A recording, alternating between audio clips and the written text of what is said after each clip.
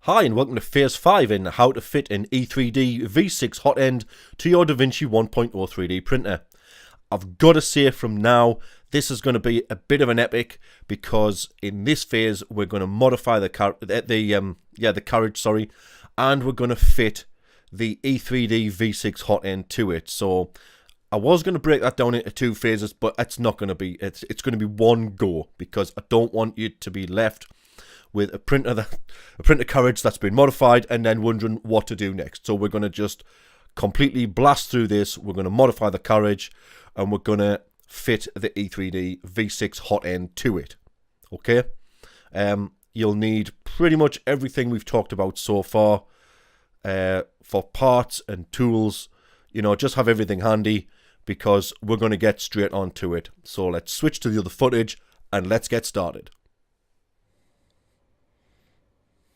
So, here we are on the bench, and this is the carriage we've just removed from the printer. It's got a stepper motor on the back, and it's got some brass bearings in them. Well, I'm calling them bearings, but they're just sliders really.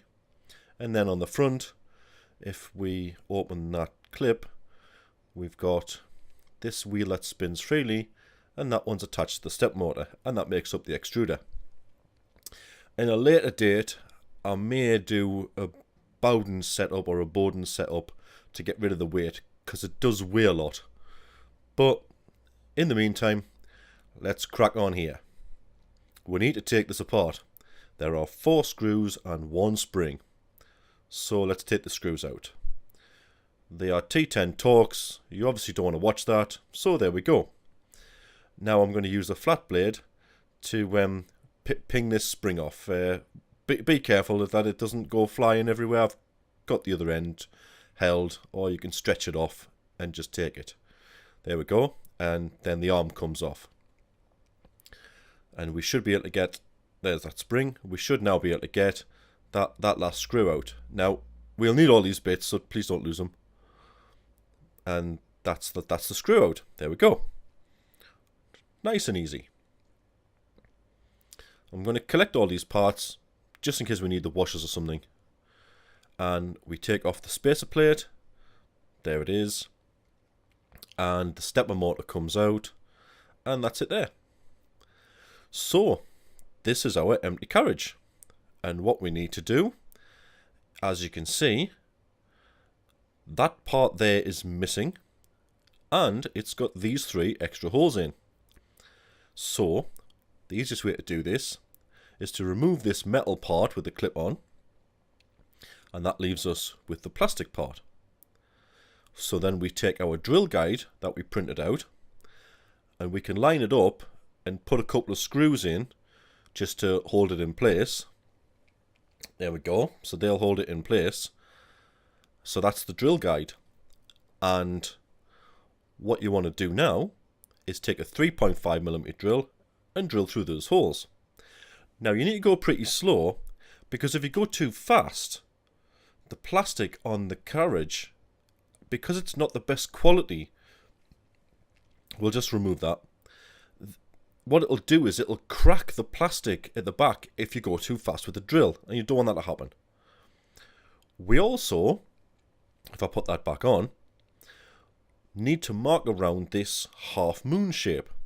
Now what I did was I just took a saw and I just cut straight down. So I don't know if you can see that very well. Yeah, you probably can't. Just straight. I didn't try and shape it, just straight out. And it's pretty rigid. It hasn't damaged it at all. So that's the modification with the drill guide. So now we have a modified carriage with a slot in the top and 3 holes in. And to reassemble, it's really quite simple. We take our stepper motor, make sure the words are the right way around. Take our metal piece with the clamp on, line these 3 holes up with the stepper motor holes. Take our spacer that we printed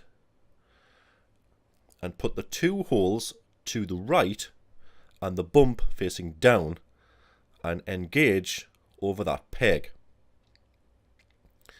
Take our carriage that we've just drilled and the right hole that we've just drilled goes over that bottom peg. Now at this point you want to keep your finger on it so that it doesn't all move and fall apart. We then need to take this spacer plate with this bushing facing up and hook it over the top pin. Now we take that piece of the mount. No, we don't. We take this lever. Now the big hole goes over the bushing and it should just sit quite nicely there. There we go. And then we take our mount. No, we don't. No, we don't. We've got to get a washer and rest it on that bushing. This will prevent us from clamping down too much on the spring-loaded lever. So the way I do this is take the other parts of the clamp and one of the longer screws, and I'm going to put the screw through there and then through that part so that it looks like that, kind of. And then I'm going to try and drop that screw over that washer and through the bushing to try and keep everything together. Now, it is fiddly. You could do with about 3 hands, but just persevere with it.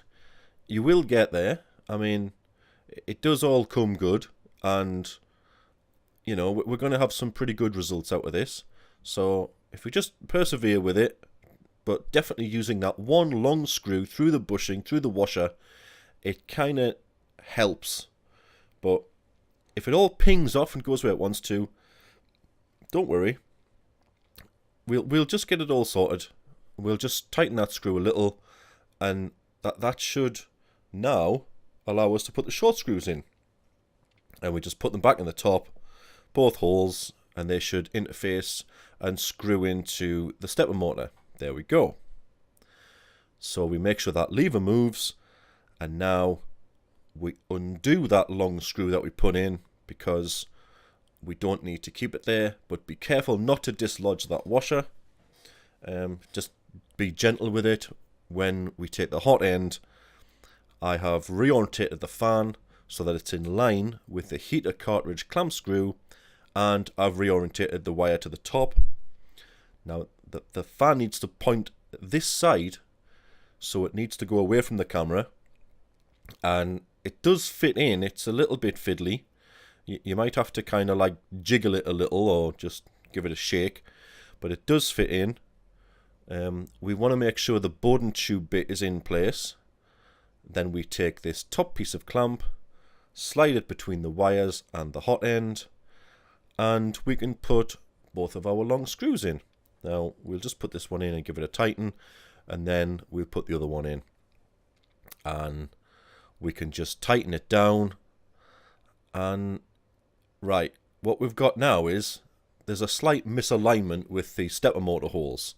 So what you can do is you can just quickly slacken all the screws and give it a little jiggle on the stepper motor, and that should allow the screw to line up with the hole in the stepper motor.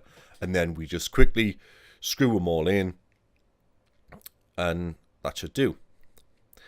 I like to make sure that the hot end is kind of square in the hole, you know, just to make it look good in the printer, and then we'll tighten that screw down.